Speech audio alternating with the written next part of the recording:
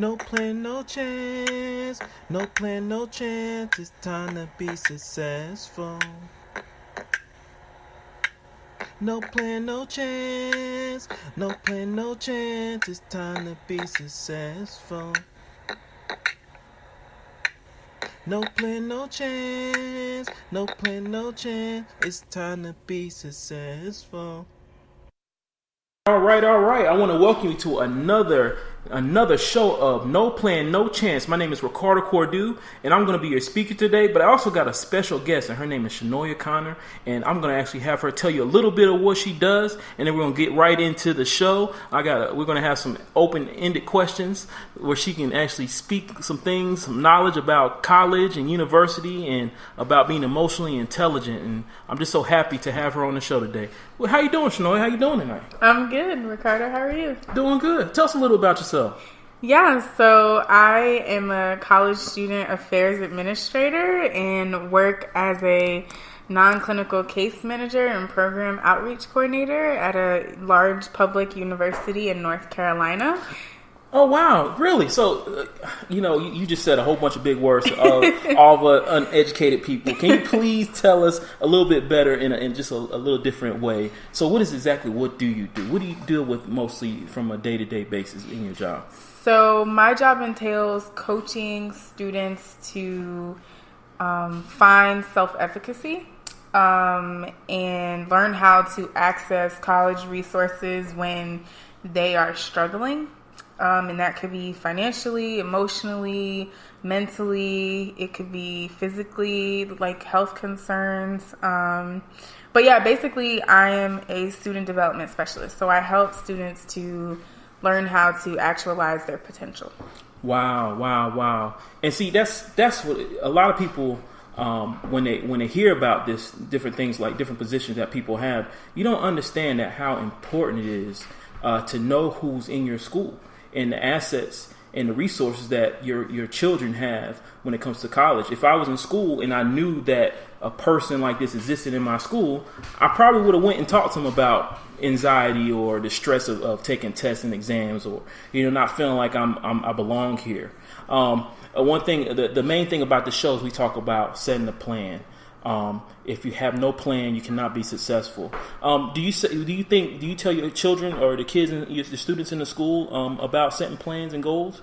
Absolutely.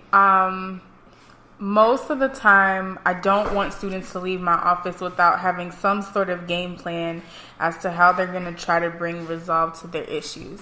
And it doesn't necessarily mean that their problems are going to be solved overnight, but it does give them a place to start. And most of the time, I'm trying to make those goals less overwhelming so they don't feel like they have to do it all, but maybe there are one or two or three things that are super pressing that they have to address. And I kind of help see them along the way.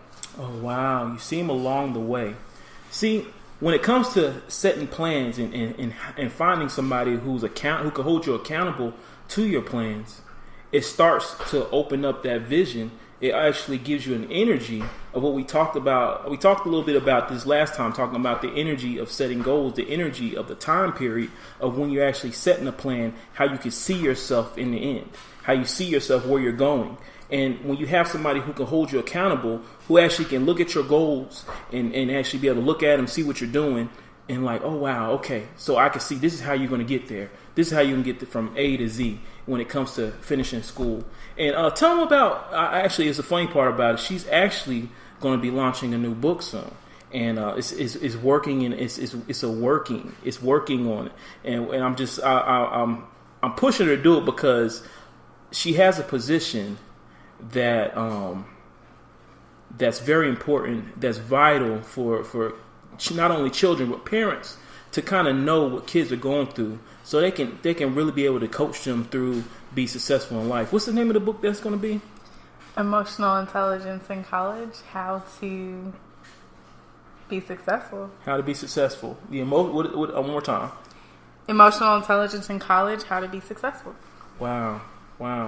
And that very thing that she was talking about, setting a plan and actually making short-term goals where you actually can attain them, and then actually taking them attainable goals and turn them and launch them into your long-term vision of who you are, where you're going to be, what kind of career you want to be, what do you want to be known for, what your legacy is. That's the very thing that she is coaching students on in school. And a lot of parents don't know that they're not using that resource in school. I always tell people, if you're going to pay for college, you better make sure you get everything you can from that school. If it's public speaking, if you don't know how to speak in public, if you don't know how to do computers, if you don't know how to network, if you don't have mentors, you better get every single thing you can, because in the end, you're going to be paying Sally Mae. And if you're going to be paying Sally Mae, you better make sure it's worth paying for. That's all I'm saying. Because there's too many people out here who are going to school, and they're going to school for a career.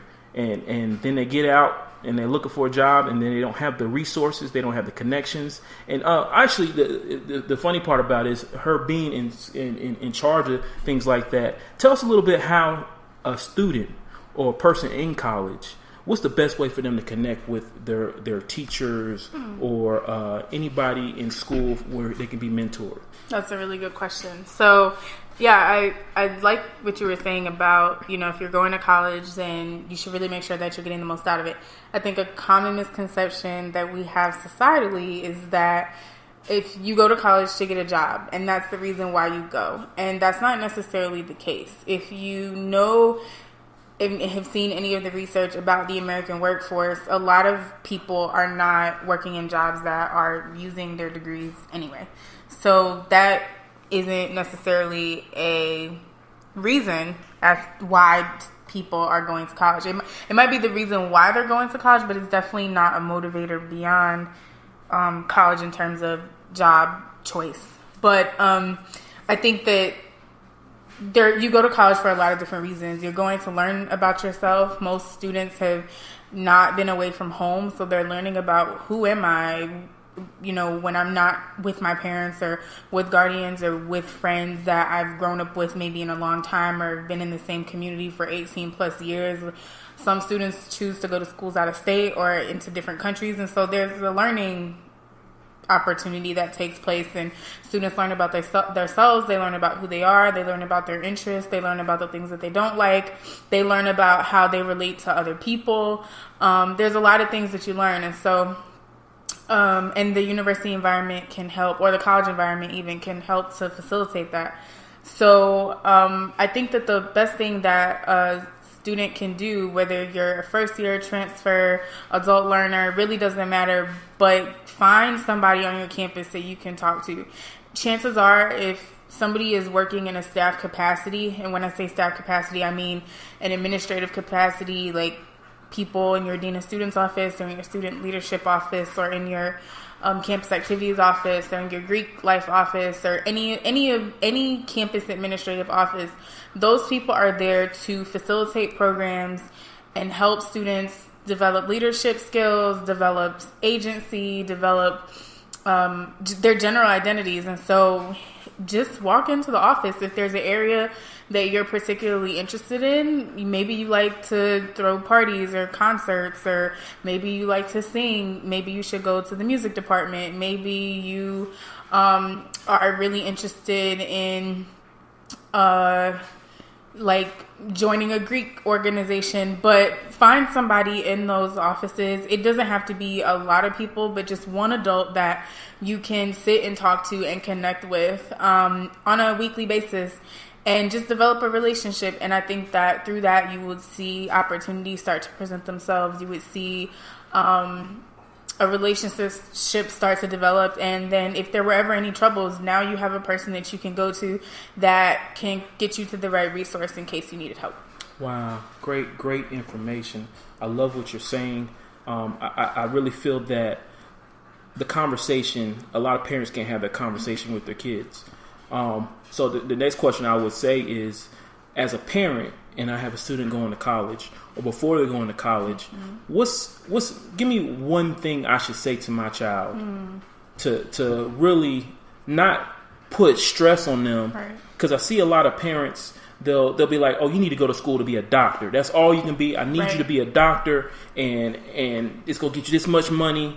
it's gonna be able to do all these things for you, and this is why you need to do it. And so the child kind of grows up, and they go to school, and they're just like, I don't want to be a doctor, or they feel that the classes are too hard. So what do you say to a parent like that who they want their child to be really successful, but they feel it's only one way it can happen? Yeah, so I think that I think sometimes parents need to do a little bit more like learning and kind of teaching themselves before the student even goes away. But I heard something today on social media that really resonated with me. And it was a person who was a parent who was talking more about young children, but I think that it applies to later adolescents and adult learners. And it basically was, don't ask your child how their grades are, ask them if they did their best. And so I think it's like shifting the conversation a little bit to not be so focused on the outcome, but be much more focused on the process and what that process means to your student. Like, I tell my students all the time, and I know this is probably going to sound crazy, but I tell them all the time, like, C's get degrees. Like, yes, A's and B's are great, and yes, have high standards and have high expectations for yourself, but don't be afraid to fail either. Like, let college be the place where you make mistakes, where you learn different ways of doing and being, because the stakes typically are low, typically.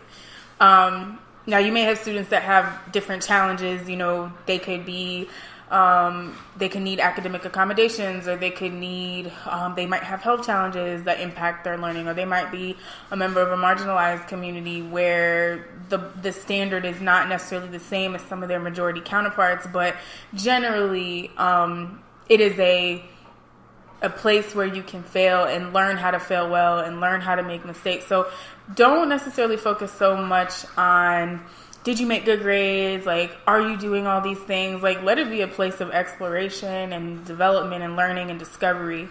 And as long as you did your best, then whatever else happens. Wow. Great information, great advice. And I'm excited to have you on the show today. And just real quick, tell them where they can follow you at, or how they can get in contact with you if they have any more questions. You have an email address or anything that you can give them. Absolutely. You can follow me on social media. My name on Facebook is Shanoya Connor, Twitter Shanoya Connor, Instagram Shanoya Connor. And then my email is Shanoya, SHANOYAC @gmail.com for any questions or inquiries. Oh, wow. Well, I just want to thank you for coming on the show tonight or today. And I'm just so excited about all the great information we heard today. And I look forward to having you back on here, because there's a lot of things that need to be said that's not being said. Absolutely. And I just feel that once the conversation is out in the open, then we can really start looking at growth, at planning, where it needs to. It starts at home. It always starts at home. It starts with the parents. It starts with the child. And the sooner that you that you tap into that vision, tap into that time period of spending time by yourself and developing yourself, I feel that success is just bound to happen. And so my name is Ricardo Cordu, and I wish above all things that you prosper and be in good health, that your days are as sweet as honey, and that your life bring you much joy and much laughter. Remember, life is love, and love is life, and we're on the winning side. And I just want you to know that no plan, no chance. Well, I will see you back another day. I thank you so much for coming in and just being a part of this show, and I'm super excited. And so as we like to end everything,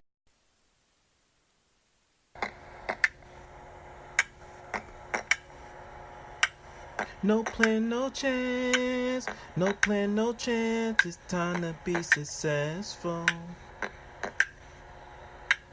No plan, no chance. No plan, no chance. It's time to be successful. No plan, no chance. No plan, no chance. It's time to be successful.